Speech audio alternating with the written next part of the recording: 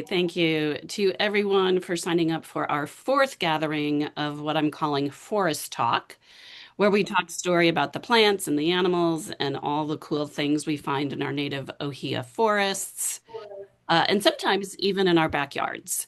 We're super excited today to welcome Brendan Stogner from the very special Limahuli Garden and Preserve on Kauai's North Shore as our guest speaker.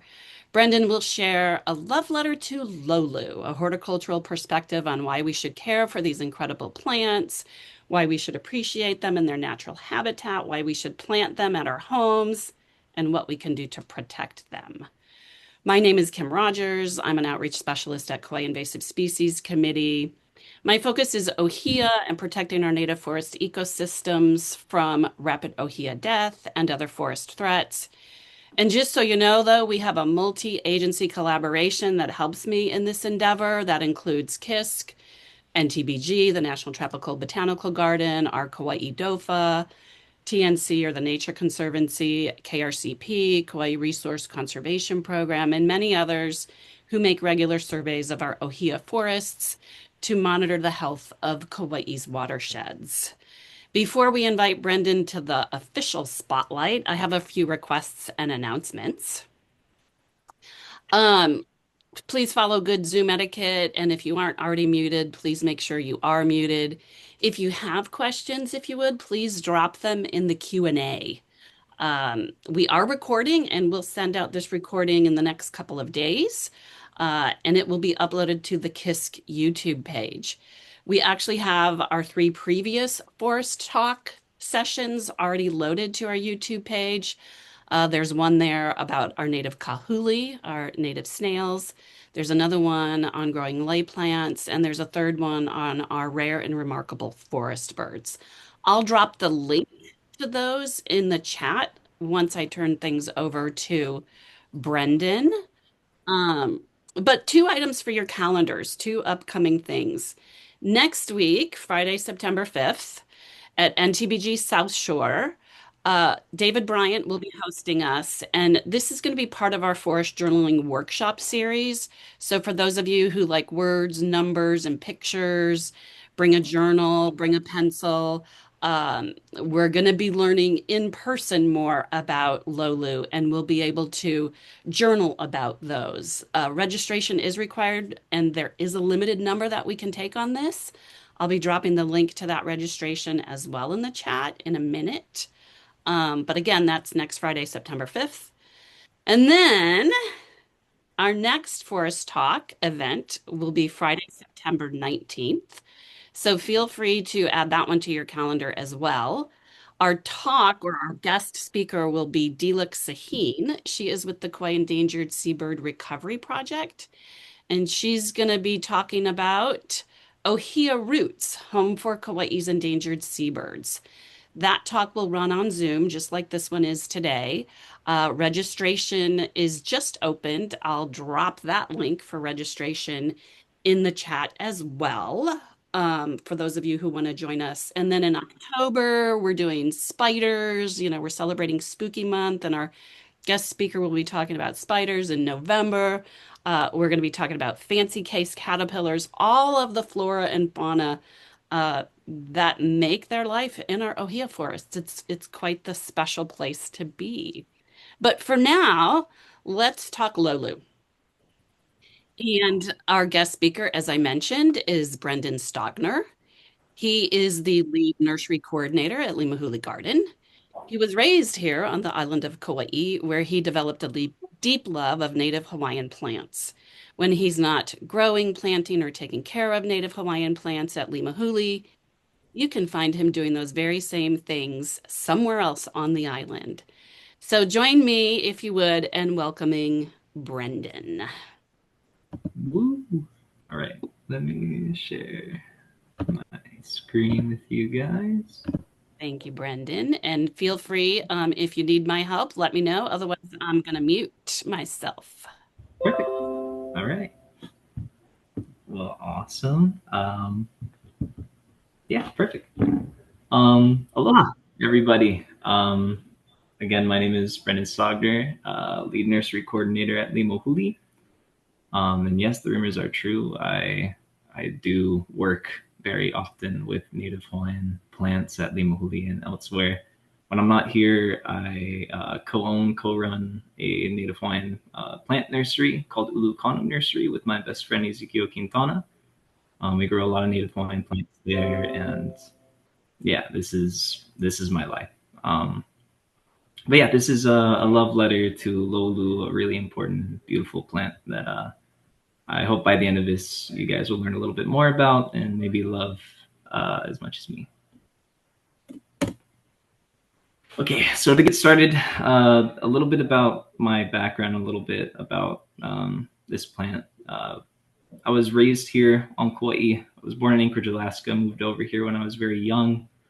When I was a young boy here, I didn't really go up into the mountains that much. Every now and again with my family, but we mostly went to the beach. It wasn't until my kind of later teenage years where I started really getting out there into the wild and actually learning about the natural world here, especially our native natural world that we have here in Hawaii, especially here on Kauai.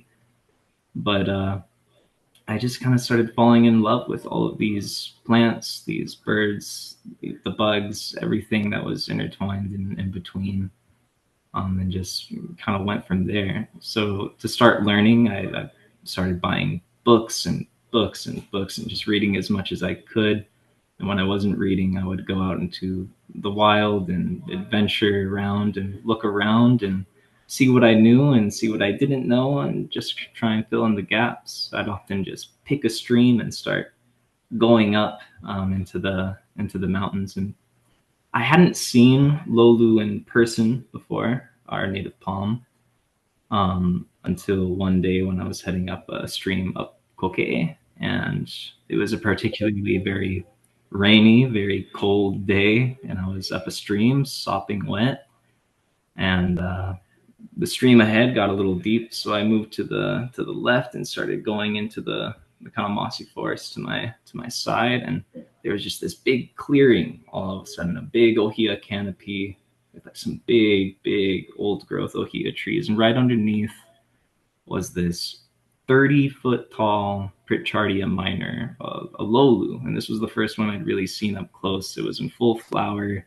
fruiting out the waz. It was truly beautiful. There was nothing like it around, and it was just this beautiful, I don't know, like sign of resilience, just standing there alone, probably so incredibly old. It just felt like I was in the presence of something kind of greater than myself looking at this thing. It was really cool to witness and see. And from that point on, I just wanted to go deeper and learn as much as I could about that plant.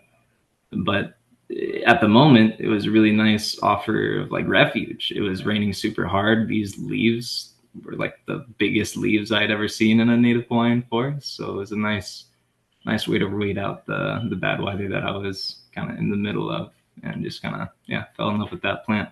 And I've been in love with this plant kind of ever since. Immediately went and bought a book called Loulu, the Hawaiian Palm by Donald Hodel. He does a lot of really great work on these palms, about writing about them. And there's a lot of really amazing people that know a lot more than me about these palms. But I've learned as much as I could to share with you folks today. So hopefully you can learn a little something today.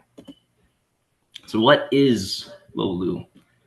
Loulu is our native Hawaiian palm tree that we have here. Typically, when you think of a palm tree in Hawaii, you typically think of our niu, our coconut palm, which is another really important Hawaiian plant here, but it's not native. It's a canoe species that was brought here and has become a part of Hawaii. But long before there were new coconut palms, there were these in Hawaii. So when we talk about Loulu, we talk about the genus Pritchardia. Pritchardia is a fairly widespread genus throughout the South Pacific, but it's nowhere quite as diverse as it is here in Hawaii. It actually kind of explodes and speciates here in these islands. We have at least 23 species of Pritchardia, all of which are endemic to these islands. And I say at least 23. The number can change at times. There are still Pritchardia being discovered at this very moment, and the number changes a lot. So at times species can get split or lumped into other species. At one point, we had a Limahuliensis that is lumped in with Nepaliensis. There's so many names, and taxonomy is crazy, but Kauai is home to 7, which is more than any of the other islands in Hawaii. A lot of the other islands, I think Maui has 5. I think Hawaii Island has 5. But yeah, there's all of their Loulu. I've also seen in person, and they are absolutely beautiful as well. But yeah, just a little background on what Loulu is.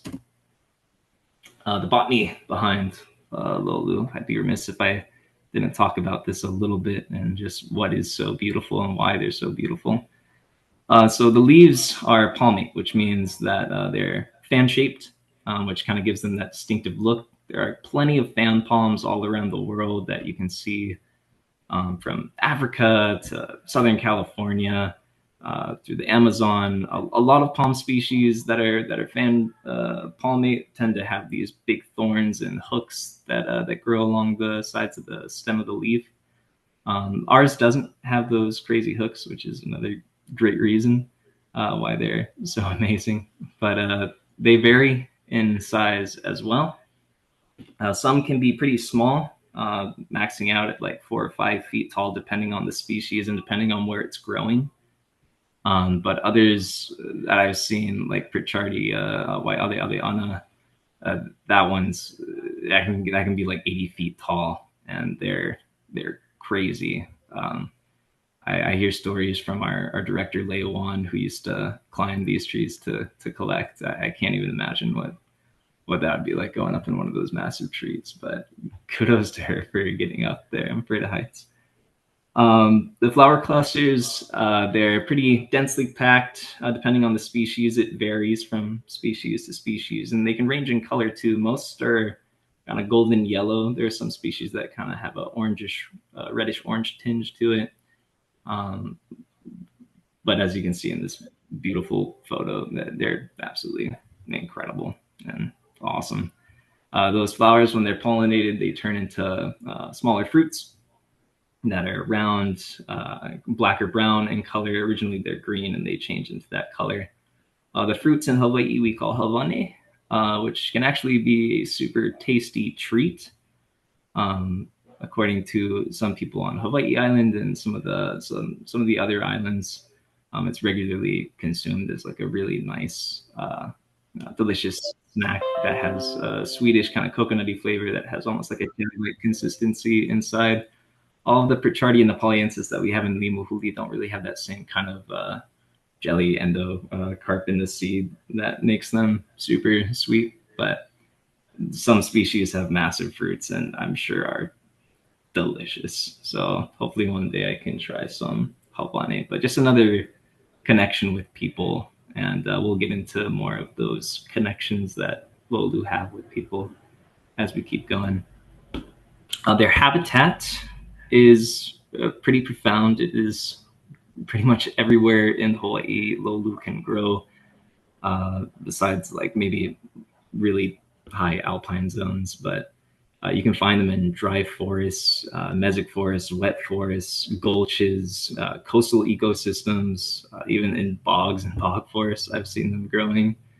But the really cool thing, if you're kind of into the paleobotany scene here in Hawaii, there's a lot of really cool studies that are coming out that show, due to fossil evidence, we can kind of see, and then of fossilized pollen and actual like fossils of these trees, that the lowlands in Hawaii on each of the islands were probably comprised of very dense Loulu forests at one point. And I always try to imagine like what the first Polynesian voyagers were seeing as they come in. and probably instantly there was a connection with this tree that was just probably coating the coastlines and those Loulu forests. And as people started to inhabit these lands and work with the land, they probably had these trees in their yards and probably used them very frequently. And they did absolutely use them very frequently. Um, some of the traditional uses listed here all have to do with protection, and you often see Loulu associated with that kind of premise of protection. And even when I was in that forest in my kind of later teenage years, I felt that protection from that plant, and I can totally see why. But the word Loulu is often associated with umbrellas from keeping harsh shade off of you and keeping heavy rains off of you just by holding a frond above you. My partner Cassie, when she worked in our Limahuli Lower Preserve, would often find refuge under the Loulu fronds that were back there. You can weave hats out of the material. Some people often weave hala with the Loulu. Loulu makes like kind of a brighter white tinge to your papale hat that you have, so it just makes it look even more beautiful. But the main thing that we use Loulu for here in Limahuli Garden is our thatching for holiday. It's incredibly important to us, this plant, and I can't state the relationship that we have with this plant enough. It's incredible. And when you weave hale, the thatching on the roof the right way, there's no rain that's getting through that anytime soon. And it's a lot of work. It's a lot of hard work, but it brings a lot of people together. It can bring a community together making hale, but especially out of the Loulu, it's from the process of collecting them to stringing them up. It's a really important thing. But why should you plant a Loulu in your yard if you live in Hawaii? There are many brilliant and amazing reasons. I would say one of the reasons is that Loulu is our native Hawaiian palm. There are so many palms that get planted in Hawaii. You know, like there's so many kind of crazy species, and I get it. Palms are incredibly beautiful and they give like a nice kind of tropical feel. New, I think, is a great palm to plant. I see often so many arekas in people's yards, and arekas, you know, where they're from, I'm sure they're incredibly beautiful, but they're a lot to maintain. They drop a lot of fronds and material on like a pretty regular daily basis. One of the great things about our Pritchardia species, they don't drop a lot. You know, they have their fronds, and when they do drop, they're pretty useful, especially if you're into gardening. They make like a nice little natural weed mat. Essentially, it takes a while for them to break down. So using them in like your mala when you're growing kalo is really nice. We often use them here at Limahuli, but yeah, their droppings are quite useful. Along with if you're into building hale, you can absolutely use them for that too if you have a lot and enough. Um, but yeah, planting a Loulu kind of connects you to this legacy of people using this plant and that relationship that people have with this plant. That's hundreds of years old at this point, you know, and you're just the latest in a long line of people who have been loving this plant. Not to mention their conservation value. Many of our Loulu species are pretty rare. They're threatened or endangered in the wild due to a lot of habitat loss, grazing animals, invasive species, all that sort of jazz. So by planting one in your yard, you're helping to protect these species outside of their natural range, where maybe they're not seeing a lot of rejuvenation and seedlings popping up around them. And that's known as XC2 conservation. That's a lot of the conservation that we practice here in botanical gardens, is kind of having that seed repository. You can be somebody helping making a repository of those sort of genetics of Loulu. The ecological benefits can't be understated enough. They are many. At one point, Loulu was probably food for many different native Hawaiian birds that are now extinct. There are still some alive that feed on Loulu. Um, but not to mention food for pollinators with the thousands of flowers that they'll produce. I often see in this garden when they're flowering many bees and butterflies going to these plants. But I can't overstate this part enough. Wow, they're beautiful. Look at these things. They're like these beautiful little green fireworks that are popping up. It just screams Hawaii to me. It's like that's identity right there that you can just kind of have in your yard. It's not some plant that isn't from here, like an areca palm, which is probably beautiful in Madagascar. But this is like Hawaiian identity. This is this place. They're just amazing. You should definitely plant some. They make an excellent specimen tree. They add shade. They add height. That tropical aesthetic that you might be looking for, that's going to come with this thing. The only problem with getting them, there's not a lot of people who sell them, and the people who are selling them, I've often seen selling Oahu Loulu in Kauai and like vice versa. Do kind of what you want with this, but it's nice. One of the great things about Loulu is that they're so like they represent places because there's so many of them. Like here in Kauai, we have 7 different species, all from different areas. Until like some start to converge, like 4 at a time in a certain spot, and it gets a little crazy. But like Pritchardia nepaliensis, the species that we grow here in Limahuli, that is like Nepalese Pritchardia.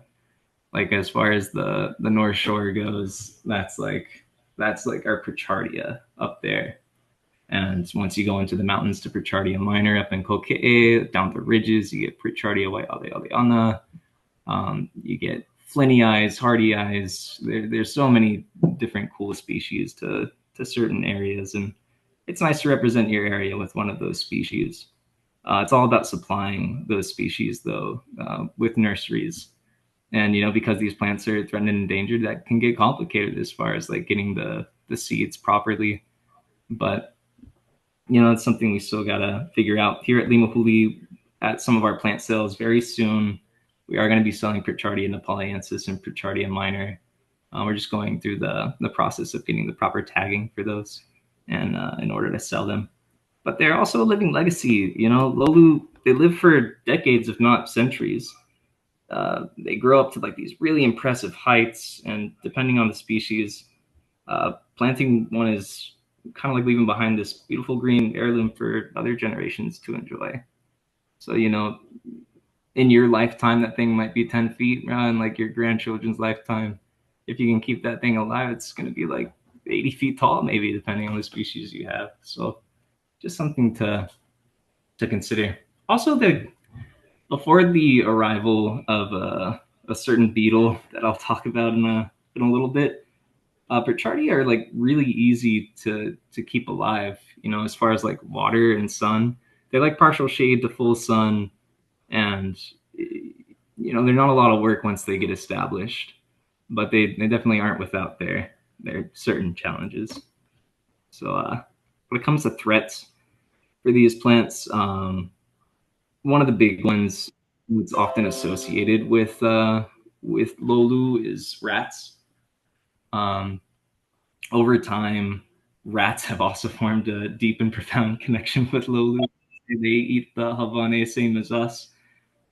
They don't kill the tree so much like that, but what they will do is they'll eat the seeds as they ripen on the tree, and then once the seeds have fallen, they'll eat them on the ground as well. And they just they limit how many Loulu can grow in a certain area. And if somehow your seed makes it past the rats, feral pigs will often go through and eat any of the Havane seeds that are on the ground, or they'll uproot smaller trees and looking for bugs and roots and all that. So the rats and the feral pigs, they're a big problem as far as regeneration of these trees. The really big problem that we face now, that's more of a recent issue, is the guy in the middle of the screen, coconut rhinoceros beetle. This will in fact kill the tree itself, not just the babies. So these beetles, if you haven't heard about this species of beetle, coconut rhinoceros beetle is a large insect that flies and loves palm trees. A lot of people associate them just with coconut palms, Neil.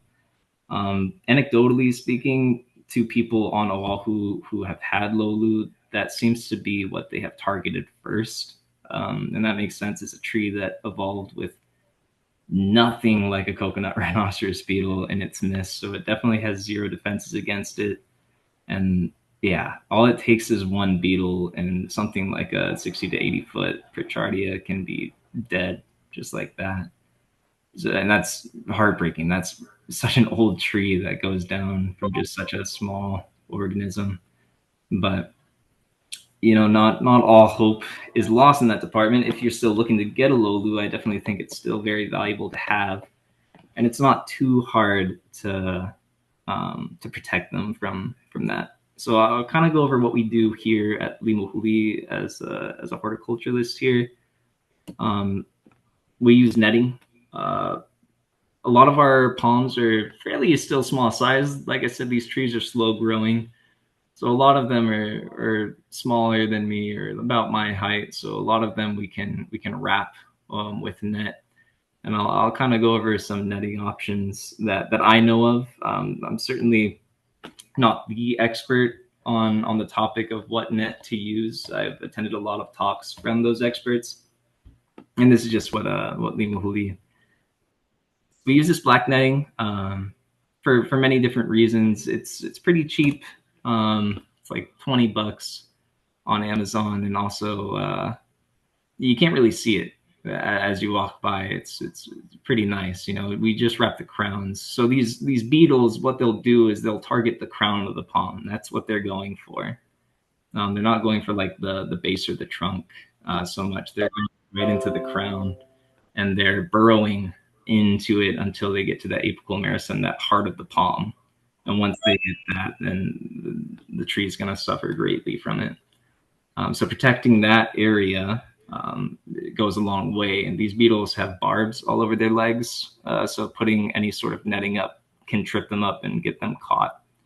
We find ourselves in a very lucky position here at Limahuli. We have no detections of coconut rhinoceros beetle as of yet, as of today.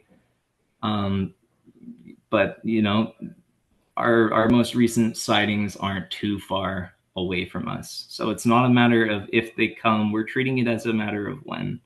We don't want to have a reactive state of mind to this. We don't want it to come up on us as a surprise. We've been preparing for years now for this beetle to come. So we'll be ready for it when it comes.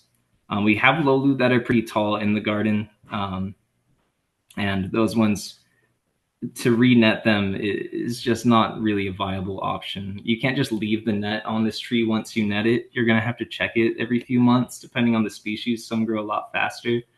But every time a new leaf forms and starts to make the other leaves kind of fall, that's going to constrict the net around the crown of the palm itself, and it's going to start constricting flowers and seeds. And I've seen it firsthand. So if you have a lot of Loulu, you got to be pretty on top of it. But if you're just planning on growing a few, it's a pretty easy task for just you to keep an eye on them and make sure they're not getting too constricted. The netting that we use here at Limahuli Gardens, the top kind of got a little cut off in this, but the company's called Fafaland Garden Netting, and we cut the netting actually in half in this box, and we're able to use it on all of our palm trees. But there's also a certain size of fish netting that works well too. I think the fish netting is actually an illegal size, so better to use it on a tree than illegally using it on fish and stuff like that. But just kind of to round this presentation off, I just want to stress the emphasis of why I personally love this plant. Just overall a view on plants, on how we look at them at Limahuli. We are really interested in the relationships, the connections that people have with plants and that plants have with people. When it comes to Loulu, it can't be overstressed enough. It's a plant that brings people together as far as like building big projects like holiday as far as allowing our kupuna, our elders, to pass down the information that they know about this plant to us. There's so many stories involving this plant, bringing us together to teach, to learn. All the practices that are involved with this plant are really important. And by saving those practices and by learning them and having them passed down, we're saving the plant. And by saving the plant, we're also in turn saving those practices. And I think that's just the really important part about conservation in general. And oftentimes, I think an overlooked process in the community is the role that we play as far as having relationships with these plants. So either using them or growing them yourselves is going to form that nice relationship. But yeah, that's pretty much all I really have to say about Loulu. I love the plant so much. I hope you learned a little bit about it. Mahalo. Thank you. Thank you, Brendan, so much. Appreciate your sharing. And your enthusiasm especially comes across. And I see some love coming up through the digital, emojis and whatnot. So thank you for that. And we do have some questions, Yes. actually, Perfect. some great questions. The first one kind of flows from what you were just talking about. Laura asks, if the Loulu palm had a story to tell, what do you think it would say? Oh my gosh. Oh, that's such a beautiful question. Isn't Wow.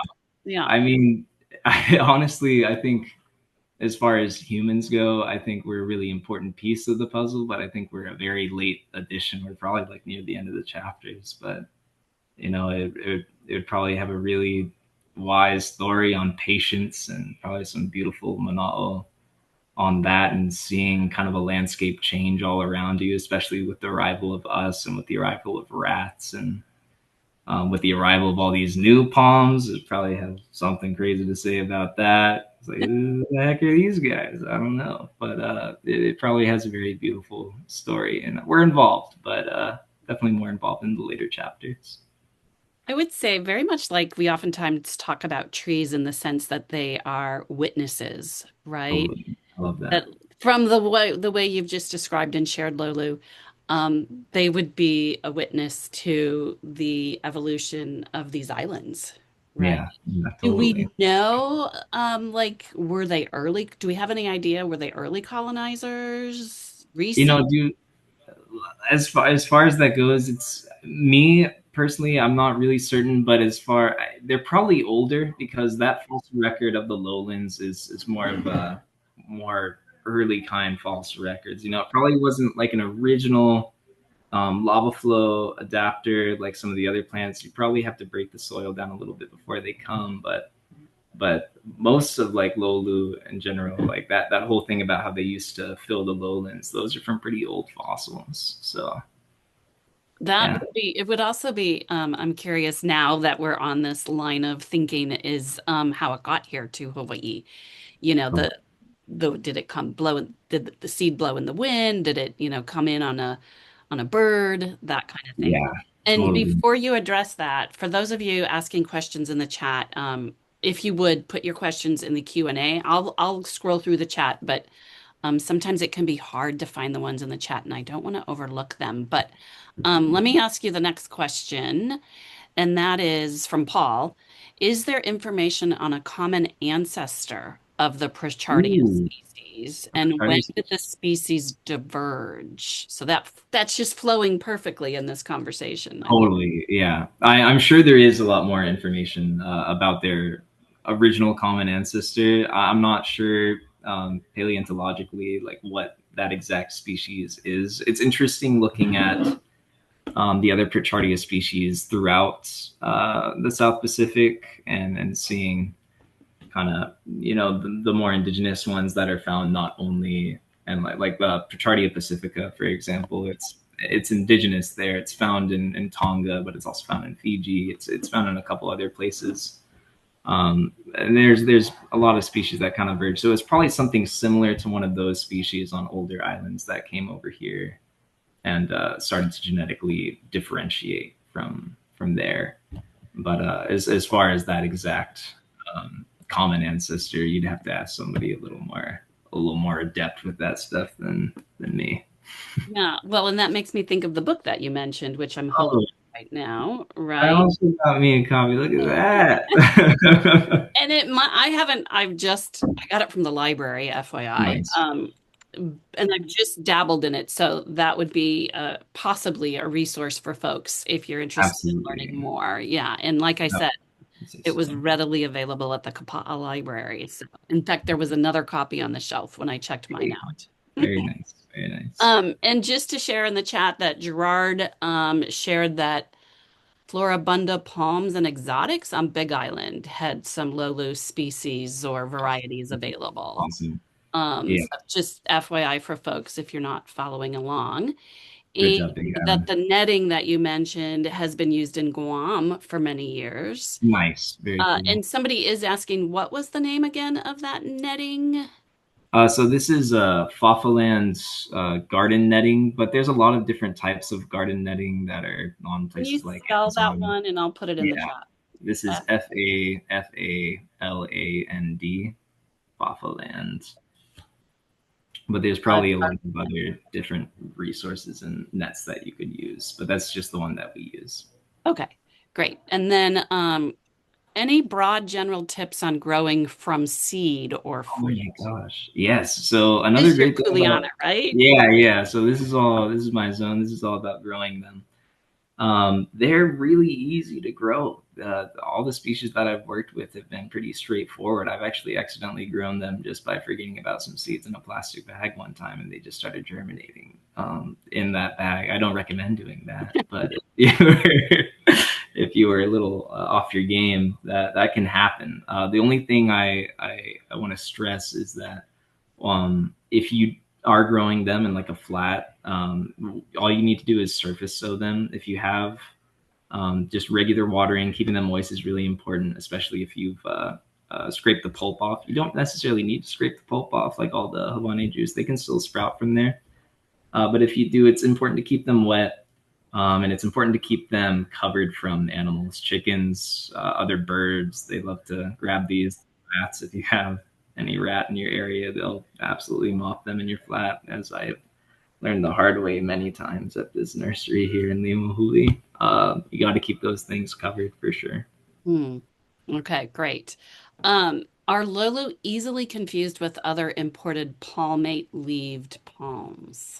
Yeah, well, so even here on Hawaii, I think my the saddest thing about our landscaping here is how often Pritchardias are used in landscaping. And out of the 23 species that we have in Hawaii, it happens to be a Pritchardia like Pacifica from like Tonga that's used. And that's crazy to me. I'm just like we have so many beautiful palms here, and we're using this one. Like a lot of the schools that we pass on the way here, a lot of the landscaping, it's probably Pritchardia Pacifica. As far as like telling the difference between them, if you yourself like want to kind of get into that, there's a lot of information in this book as far as telling the difference.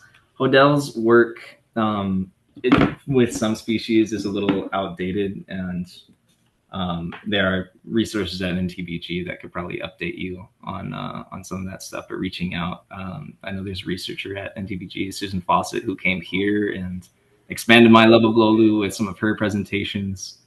And interesting factoids, and she's smart as a whip with that kind of stuff. So, but the book is a good place to start. It can be tricky, but So related to that as yeah. well is, are there hybridization issues? That's an interesting one. I actually, a good friend of mine is actually, McCoy is doing a pretty good graduate thesis on hybridization. I still don't know the exact results of those projects, but Jenna Osmani and McCoy could probably tell you. I don't know if Jenna's here in this chat. I thought I saw her name, but that'd be a good person to reach out to if they do have hybridization. Last time I heard it was pretty up in the air, but it sounds like maybe there is, maybe there isn't. But yeah, I mean, there's probably some hybridization. Because isn't that how adaptive radiation works and how we end Yeah, up with so many different varieties of different totally. plants and animals? Yeah. For sure. Yeah. You get into an interesting topic on conservation, whether the plants are, if you want to have a bunch of them all at once in your garden, like whether those are worth growing or whether you want to keep the genetics pure of these species. There's really good remarks on both sides. Um, Okay. Here's yeah. an interesting one for you. Mhm. How do you control an invasive tree growing inside a Loulu? Oh, dude, I have to deal with that so often. Um, Really? depends. You gotta get there. You gotta get there when they're pretty young. We have a species of tree, autograph tree, that grows here that is often popping up in the crowns of the Loulu. Loulu is actually, the crowns of Loulu are actually really good nursery sites. I've actually found a lot of really cool plants that I couldn't get to germinate in the nursery for the longest time in a Loulu that I've like plucked from there and put in a pot, and I've since outplanted in the garden. And yeah, they're actually really, because they're nice and the material there is nice and soft and mushy, and it's perfect growing media. So it can get a little complicated with how big the plant is in a Loulu and also how tall your Loulu is. It's obviously gonna require some more work, but they're pretty hardy species. You know, most of the autograph tree I've just been able to pull out, and modern appliances have seemed to be fine. If it's a bigger thing you're working with, you might have to think of some different kind of contact methods with an herbicide and really try your best not to get it on the low loop, but that gets a little tricky. Well, that also makes me a little concerned, when you talk about the crown being like a wonderful growing medium, Mm-hmm. if it is soft and spongy and mulch-like, that is what unfortunately CRB like, right? And Yeah, that's where they will totally. go to lay their eggs. And so that we do have a question about, is there a poison to kill the CRB once found? And the Yeah. answer is yes, there Mm-hmm. is. And there's different ways to apply it. But the alternative as well would be, let's find the CRB larva, Yeah. which tend to lay their eggs. CRB adults tend to come down to mulch piles, which is why we recommend everybody clear mulch piles and yard waste as much as you can, or thin it out so it dries out. But find the larvae that are in the ground before they pupate and become flying adults, right? Which are very hard to get. And this is a huge, long conversation. I don't want to get too into it unless you have a specific thing you want to say, of course, Brendan. But I will direct people to crbhawaii.org, which is a resource across the state that has truly, truly wonderful information on the many different ways to deal with this threat. Um, so check that out. And then, oh, Paul, since you're asking a CRB question, will chickens help in controlling the CRB larva? You know, I Oh, yes, right, Brendan? they do eat the larva. Our director for a long time has been pushing to try and get a mobile chicken coop on top of our mounds of green waste. We still don't know exactly how we can like physically do that, but I love the creativity in that idea. Totally. But Well, they can help limit it. I don't know if they can get all of them, but maybe some. Well, and another way to determine which mulch pile may or may not have larvae in it is there is a group on the island with Conservation Dogs of Hawaii. I Mhm. happen to be one of them with a certified dog to actually go in and, sniff test, so to speak, to identify larvae that might be in mulch or, yard waste or other areas. So using dogs to do early surveys, right, to find them. And then they can be removed, just by thinning that mulch pile. So it's Totally. very thin, and the CRB like moist, dark areas. So if you can get them kind of on a thin layer on the ground, they're going to dry up and die. So that's just another way to handle them. Is anyone in Hawaii conducting biocontrol research on CRB?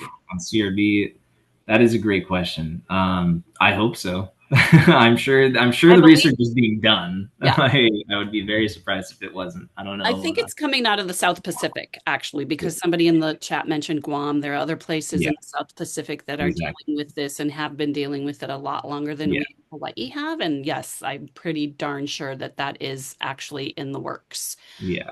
Um, Definitely let's not see. just us who are experiencing it. We're just the recent in a long line of unfortunate. Right, right. Okay, I'm going through the chat. I see a couple questions that I think we've already answered.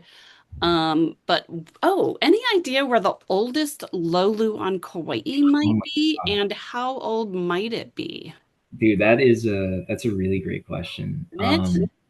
You know, I know personally our director Lei Wan has worked with some very large Lowu species. She'd probably have a little bit better insight than me.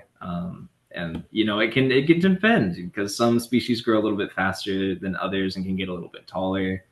I know Waialealeana tends to be kind of our taller of the species that grow on our ridges and that can get like into these massive heights on Kauai.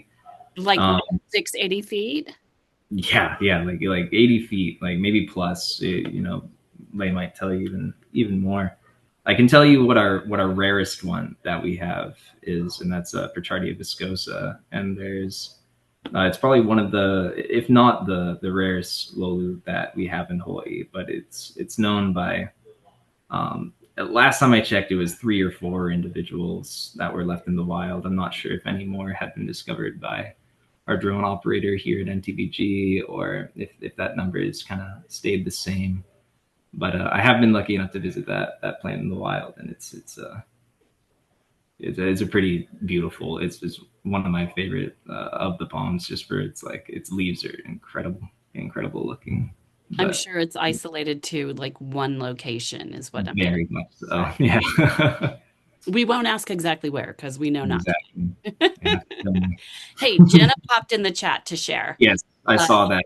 did you? Okay, so she Mhm. writes Makoa did a bunch of crosses between species and within species here at the South Shore Loulu Grove and got super low fruit overall, even within species. But I believe he did get a fruit from a tree crossed with another species, but he needs to sow it and grow it, Mhm. do genetic work to confirm it was truly hybridized. Thanks, Jenna. Thank you, That's Jen.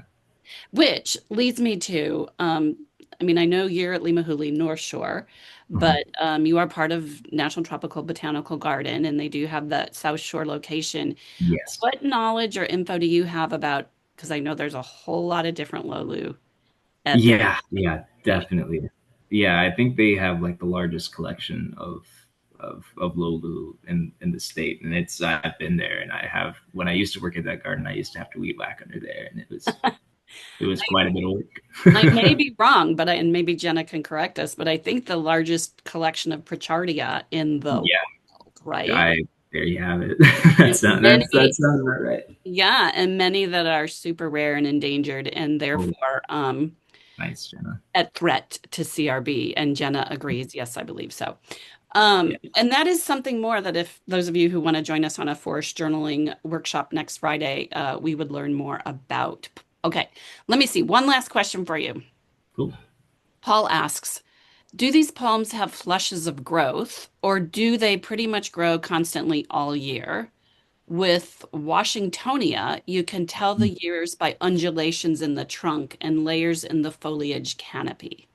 Yeah, well, I know these trees aren't too far away from Washingtonia, and I read that a little bit in Hodel's book that they're fairly related. So I'm sure you probably could learn by that, because I don't think there's a lot of flushes and growth with these plants, at least with the Nepaliensis that we grow down here in Limahuli. It seems to be pretty consistent all year round. Brian said something in the chat that might be interesting. Um, Go ahead and respond or read it. let's see. Let me try and get down to. Okay, I got it. In Big Island, we have Mature Prochardia satiri, and probably not pronouncing that correctly, and a finis that apparently had crossed. Oh, Plentiful fruit, but the seeds were intermediate between the two unique species. cool.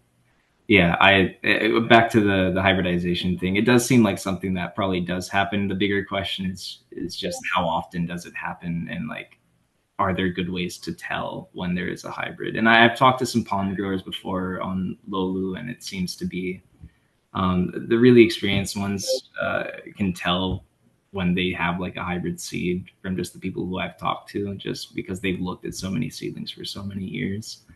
But yeah, I'm sure it'll come with practice and a lot more research to see just how that hybridization and how often that occurs. Right, right. Okay, well, you've been so generous sharing. I am not seeing any more urgent. I'm checking Q&A and now I'm checking the chat. I will ask for those of you who are still with us. Once you log out, you will get in a pop-up with three short questions that I would love for you to answer. That helps us plan for future Forest Talk programming. Wait, Paul has a follow-up question. I'm waiting, Paul. Keep typing away. Uh, and also to know about these future Forest Talk sessions, you can sign up for our Saving Ohia newsletter, which I will put the link to that right now in the chat. And that will get you, whenever we announce our next one with all the registration information, because we're learning so much about our forest ecosystems and the flora and the fauna. And thank you, Brendan, for contributing and adding to that. And Paul, if it's easier, oh, there it is. With the hybridization, doesn't it seem like there should be an effort to preserve separate species so that there is not just a general mush of crosses? I am definitely in your line of thinking, Paul. Yes, I do think we should have those at least like populations of those genetics, so we don't get into kind of a mush territory. Because I think, yeah, like I'm saying, like I believe that we should use the Loulu that are found on our islands already. Um, I'm of that mind of thinking about Loulu. But yeah, and then you get into a certain camp with over time, if Loulu starts to really get threatened and it starts to get a little out of control with CRBs, like, is preserving Loulu at all, even if they're hybridized? Like, is that still important? And like, shouldn't we have something? I tend to listen to both sides, but yeah, I think the species themselves are very, when you start to look closely, are very different, very unique, and I think are worth saving each one. Absolutely. Yeah. Great work you're doing. Thank you. And your colleagues at NTBG and specifically Limahuli. Um, so appreciate all the work that you're doing. And I'm hopeful that there will be some Loulu at your next plant sale that we can all get our hands on and plant in our yards. Maybe keep your Maybe, eyes out. maybe, maybe. All righty then. I guess we will wrap up. I think we're good. All right. Appreciate your time, Brendan, and everybody here for joining us. This has been a wonderful turnout, and it just shows that there's a whole lot of interest in Loulu. So keep your eyes peeled. More Loulu to come. Awesome. Thank you guys so much for having me. Ahui ho. Take care.